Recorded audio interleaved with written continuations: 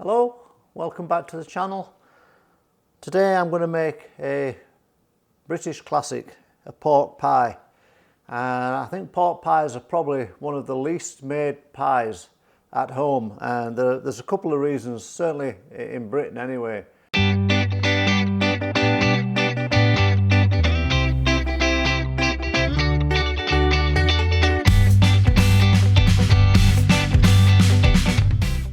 First reason is you can buy really good quality pork pies just about anywhere. You can get them at a supermarket, local shop, butchers, or on your markets. Yeah, so you know the availability of a pork pie is one of the reasons I think you don't make them at home. I think the other reason as well is the pastry that's involved is a little bit different than normal short crust pastry or flaky pastry, both of which of course you can buy in the supermarket frozen and you can just roll it out and make it yourself. But the pork pie uses a hot crust pastry, a hot water crust pastry, and it's a little bit different, but it's no more difficult than a normal pastry. Actually, I think it's a little bit easier when you actually see what's involved. So, for our pies today, we're going to make the hot water crust pastry, and you need 475 grams of plain or all-purpose flour. You need 50 grams of cold butter, which is 2 ounces. You need 150 grams of cold lard, which is around about 6 ounces. I'll put the full recipe at the end of the video, as I usually do. You need 2 teaspoons of salt, and you need about half a teaspoon of freshly ground black pepper. So we take around about 50 grams of the lard. Doesn't have to be overly accurate, as long as it's roughly 50 grams. And we're going to cut that up into small pieces.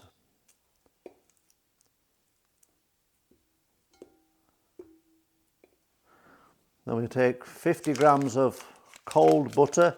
It is important that these have been in the fridge and they are quite cold.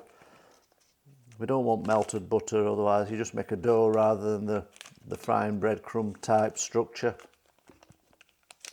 And again, slice that up. Then we add our 475 grams, which is just a little bit over a pound. I think it's about 1 pound, 1 ounce, something like that, of all-purpose flour, and just give it a move around so you distribute the fat into the flour, get it coated. Then the fun bit, we get our hands involved, and we rub it together between our fingers, look like this. You can do this in a food processor if you want, but I think with this little amount of fat in here, there's only 4 ounces of fat in there. It doesn't take long to get the structure we're looking for. I think that's about as good as we're going to get. You're not going to get a proper breadcrumb type appearance because we've not got the full amount of fat in. So as long as your fat's distributed and you've no large pieces left, I think we're going to be fine. Yeah, I think that's as good as we are going to get. So once you've got your flour and fat combined, you want to grind round about a half a teaspoon. Again, it doesn't have to be overly accurate. I wouldn't overdo it, I'd rather underdo it, but just take a guess at what you think is about half a teaspoon of black pepper. Yeah, fresh black pepper. And we need to take a wooden spoon, give it a mix, and we make a well in the middle, because what we're going to do is we're going to take 125 millilitres of water, which is about 5 fluid ounces, and we take the rest of our lard, and we put that into the water. So that'll be around about 100 grams, about 4 ounces of lard. We then take 2 teaspoons of salt, That's level teaspoons. And we're going to put this over the heat and we're going to bring this to a simmer, at which point the lard will have dissolved, the lard will have melted and the salt will have dissolved. And then we're going to add that to our flour mixture. So when your lard is melted and your water or your mixture has come to the simmer like this, you'll simply pour this straight into the well that you made in the middle of your flour mixture, and using your wooden spoon, you give it a mix.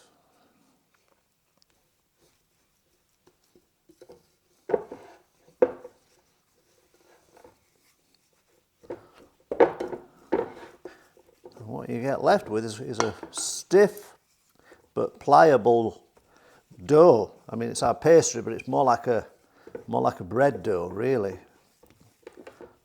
And when this cools a little bit, we can get our fingers in and we make sure that it's all mixed and combined. You have to be careful because it's a little bit warm, but not too bad. And we'll just bring this together so that it makes a smooth pastry. And you want to knead it a little bit because we want to release a little bit of that gluten, because this pastry, we're not going to roll it out like we do short crust or a flaky pastry. We're actually going to form this into the shapes that we want. So we want a little bit more. If we try and form that, you can see it's just falling to pieces. So just give it just a couple of minutes, kneading this in the bowl. You'll feel the structure of the pastry change, and it'll become a little bit elastic. If you're familiar with a pork pie, which I'm sure most people watching this will be, you think of the pastry, it's not soft and crumbly like a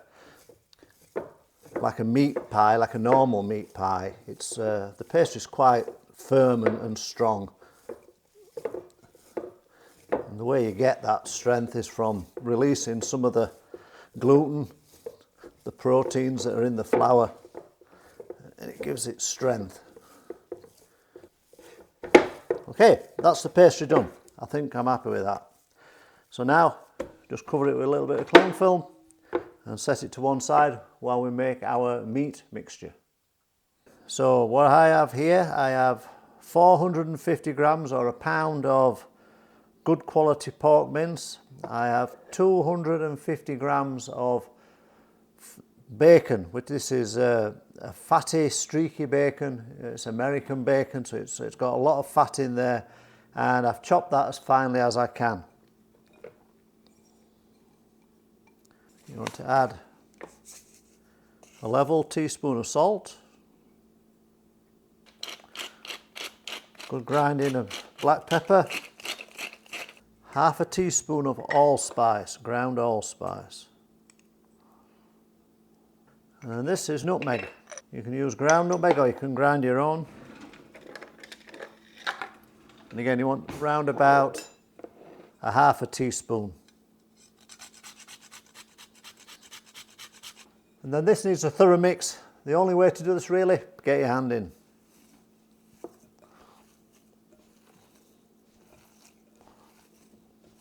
I've made pork pies now for a number of years, and I've used or looked online and read books and seen various recipes. A lot of them call for ground mace, and mace is a really strong old-fashioned spice, and I actually don't like it. There is a little bit in allspice, but it's toned down quite a bit.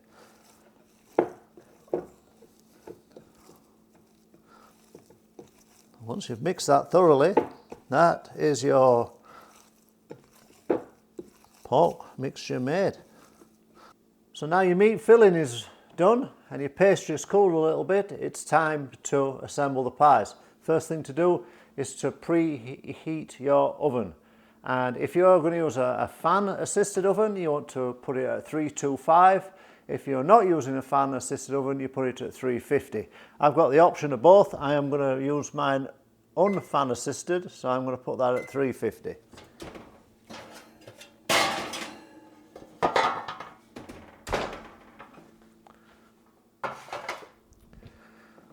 So you have two options when you come to assemble the pies. I'm only going to show you the easy way, and I'm going to explain why I consider using a muffin tin like this to be the easy way. The traditional method for making a pork pie would be to take some of your pastry that we've made and form it around something like a jam jar. You can buy specific shapes for them, but what you do is you form your pastry around the jam jar. You then put the jam jar, so you need multiple ones. In this case we probably need 4 or 6 of them, and then you put those with the pastry around into the freezer to get really cold. And then you take a little bit of hot, when the pastry's frozen, you would take a little bit of hot water in here and you would spin it round, and eventually you can get that frozen pastry cup off, and that's your base. You then put your meat filling in, apply your lid and bake them in the oven. It's as difficult as it sounds. I've tried it multiple times and they're just a complete and utter disaster. It's getting the frozen pastry cup off of the frozen jam jar by using just a little bit of boiling water is really difficult. I'm not saying it's impossible, but I just find it really hard.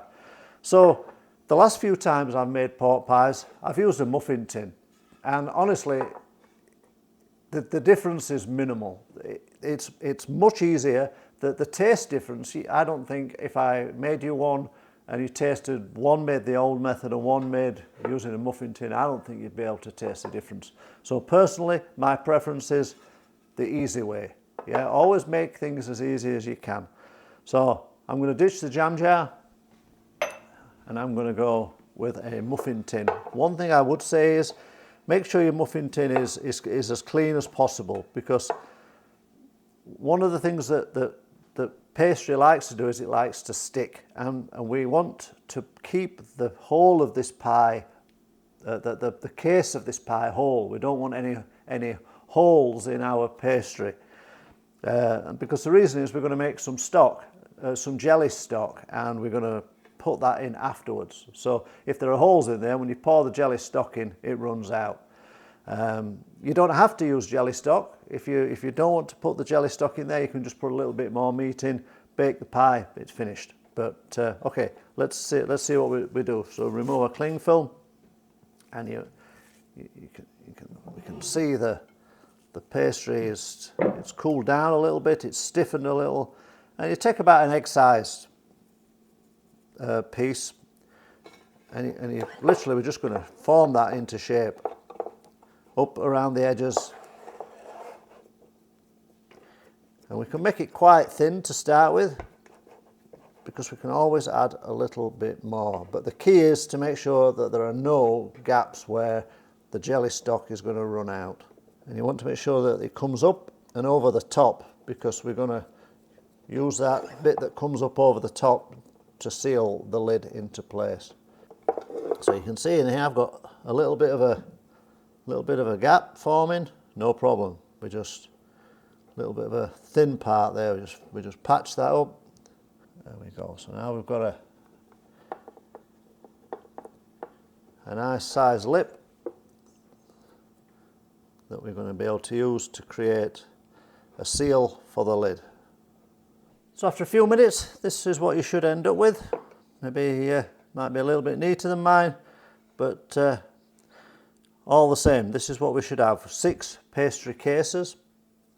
Now, you have 2 options now. If you're going to try, and I use the word try because again it's not the easiest thing, if you're going to try and put some jelly around the outside when these things have cooked, you don't want to overload the pies, because if you do, there's no room for the jelly. So if you don't like the jelly and you're not going to put any in, you can put a little bit more meat in.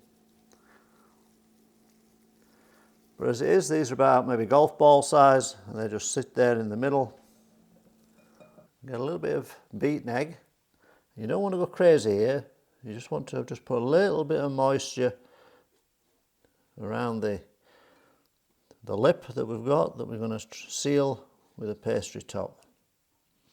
And take a little bit of your pastry.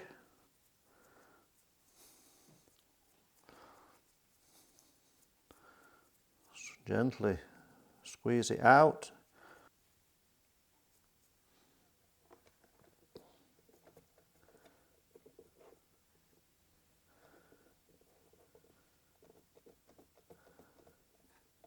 I've got a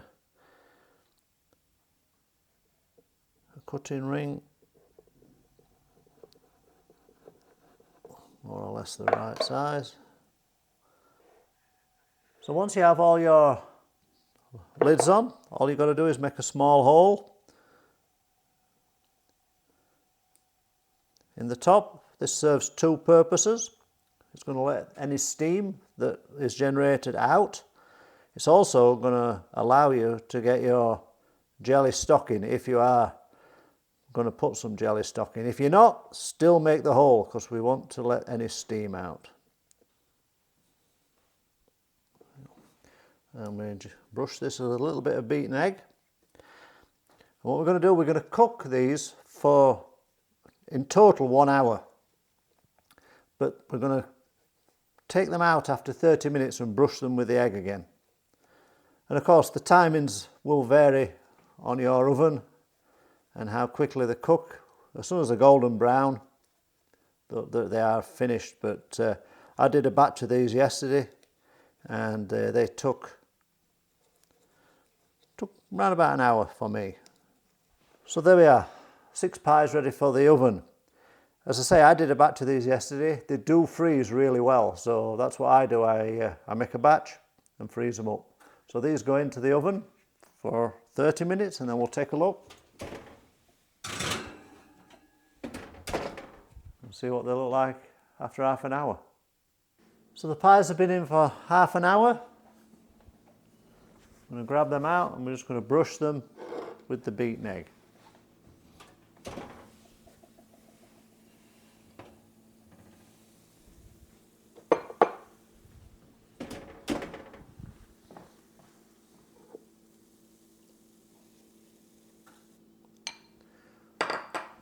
They go back in now until they are golden brown. Be about another 30 minutes, but it could vary depending on your oven. This is a little spare one that I made with the rest of the pastry.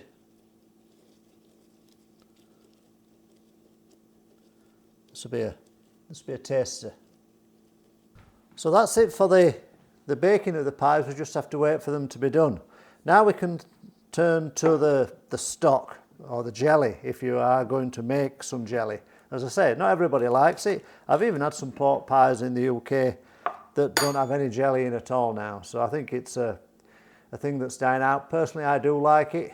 And the proper way to do this is to get some pork bones and to boil them in water with some spices, and the natural gelatin that's in the pork bones will come out, and eventually when you reduce the water down, you get a thick bone stock that will naturally solidify when it comes cool. Getting all the pork bones and boiling all them, it's a real pain for me over here in the US. I could get a rack of ribs, I guess, and I use the bones from a rack of ribs. But what I find is the easiest thing to do is to take 1.5 cups of vegetable stock and put almost all of it into a pan, and we're just going to put, I guess I didn't need to do that. And then take 2 packets of powdered gelatin.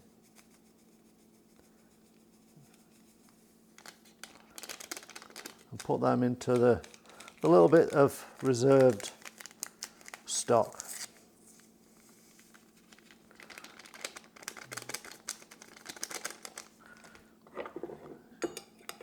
Give that a mix. And then you leave that for around about 5 minutes. Keep giving it a stir just to make sure it's all dissolved. Then you add it to the 1.5 cups of stock you've got, and you bring that to a gentle simmer, and you simmer it for about 5 minutes. Then you allow it to start to cool. Just a little bit less than an hour has passed, and the pies are out of the oven. And one of the things that I mentioned earlier is to make sure that if you are going to use something like a muffin tin as the base for your pies, is to make sure it's clean. Because if they are clean, you can see how these pies are turning. It means they've not stuck, so they're going to be easy to get out.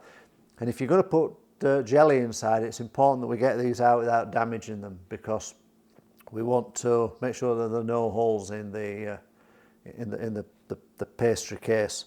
So I'm just going to allow them to cool for probably 10 minutes, and then I'm going to take them out and put them onto a cooling rack, let them cool completely. And then when they're cool, I'm going to heat the stock up that we made, the jelly, and we'll make an attempt to put some inside. So I prepared my stock. I brought it to the boil. I just added a little bit of salt and pepper in there just to add a little bit of extra spice. I have a small funnel. My pies are cool, and then slowly, a little bit at a time, we'll try and get some stock inside. Now, it'd help if maybe I use a spoon. The jugs are not really designed for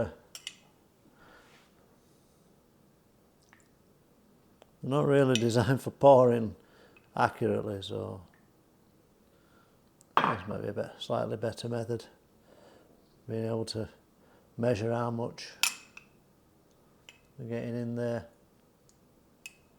That one didn't want to go in. We'll try again.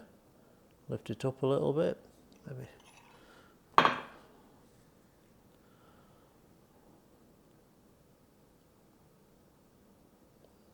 Nope, don't want to go in that one. Okay, not to worry.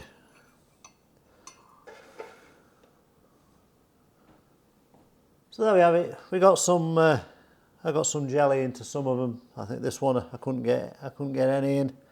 Well, I will try again. But there you are. That's how we make. That's how I make pork pies anyway. So I can assure you they will taste fabulous. As I said before in previous videos, I'm not going to win any style awards. That's not my forte.